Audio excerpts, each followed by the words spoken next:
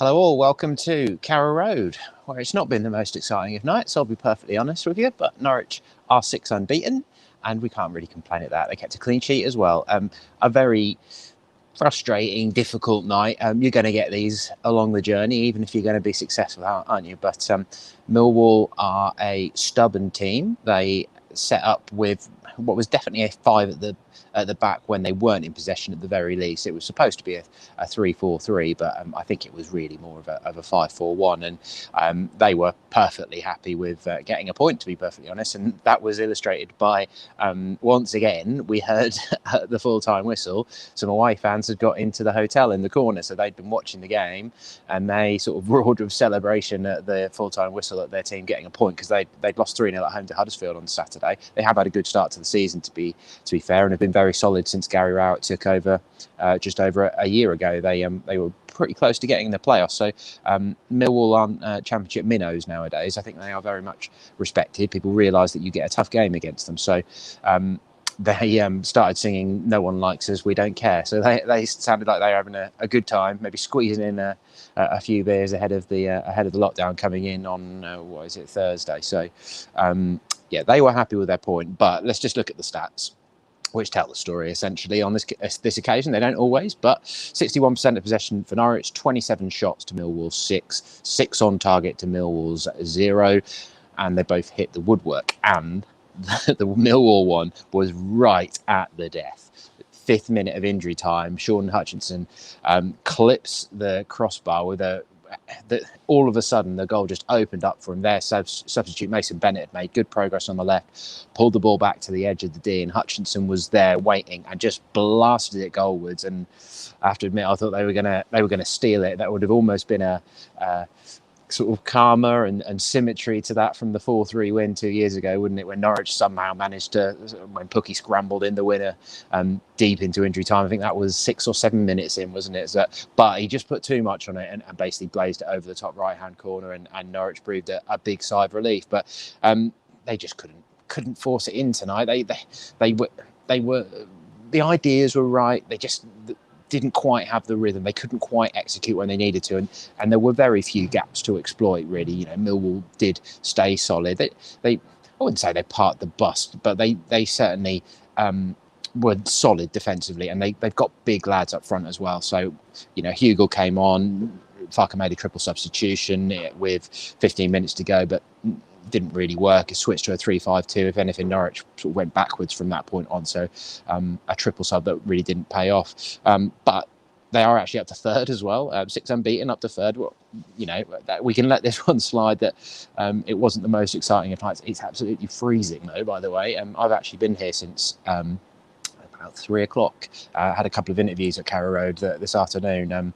The club's finances are being published in the morning, so have a look at pinker.com for that. But I've been up in the press box for a couple of hours, so I was already pretty cold before it even got to game time. 7 o'clock tonight, so a little bit earlier, which is helpful for the live video, of course. But just to quickly run through the chances of the game. Bartosz Białkowski was in goal for Millwall, the former Ipswich keeper, of course. Played in the playoff games in 2015. Was very well respected goalkeeper, wasn't he, for Ipswich, and has now sort of got himself back into championship level with Millwall and has been doing well.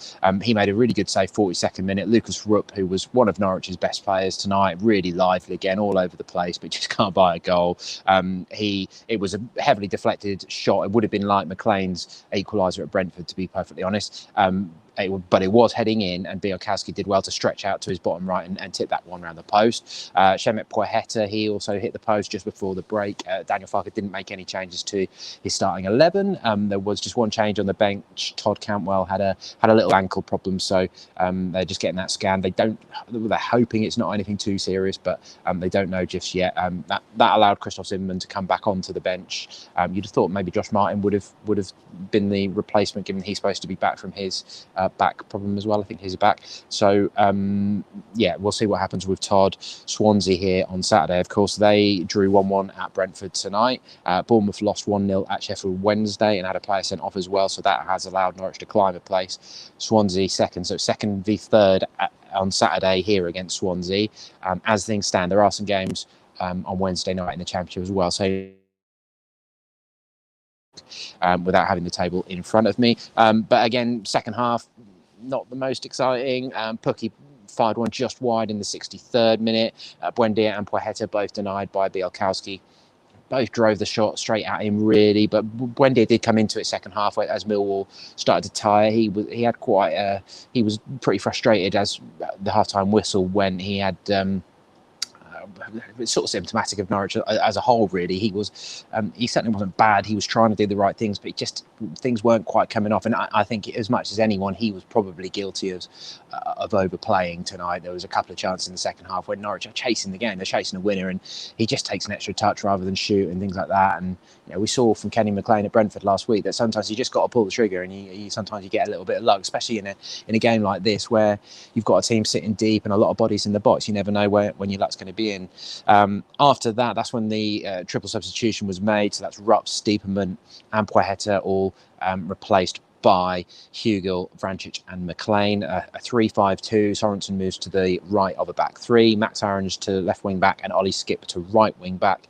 So then you've got Buendia, McLean and Vrancic as your middle three, and Pukki and Hugill up top. But as I said earlier, it didn't really work out. It was that they seemed to lose their rhythm. If anything, it felt more likely that Millwall were gonna nick it. Pukki had a shot which he blasted straight at Bielkowski as well. Ben Gibson did manage to fire one into the side netting. Really good Buendia corner, actually. That's the 4th minute of injury time. Swung it in from the right to the back post, and Ben just couldn't divert it goalwards enough.